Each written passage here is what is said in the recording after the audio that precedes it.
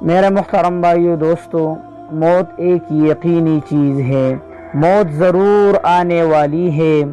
دنیا کی کوئی طاقت موت سے ٹکرا نہیں سکتی، دنیا کی کوئی طاقت موت سے بھاگ نہیں سکتی۔ اللہ تبارک و تعالیٰ کا اٹل فیصلہ ہے، کل نفس ذائقۃ الموت، ہر نفس موت کا ذائقہ چکھے گا۔ کسی شاعر نے کیا خوب کہا ہے، الموت قدح کل نفس شاربہا، موت ایک ایسا پیالہ ہے جسے ہر نفس پی کر رہے گا۔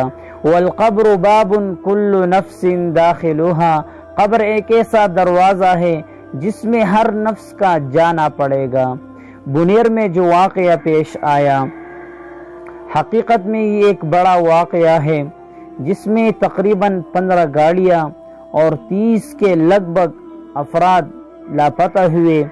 اللہ تبارک و تعالی شہیدوں کی مغفرت فرما دے اور لاواحقین کو، رشتہ داروں کو صبر جمیل اجر جزیل عطا فرما دے۔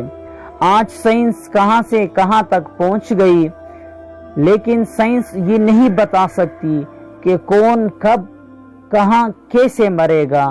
الموت یأتی بغتتاً، موت اچانک آئے گی، لہٰذا موت سے پہلے موت کی تیاری کر لے۔ میرے آقا صلی اللہ علیہ وسلم نے فرمایا، الکیس من دان نفسہ وعمل لما بعد الموت، عقل مند انسان وہ ہے جو مرنے کے بعد والی زندگی کے لیے تیاری کر لے۔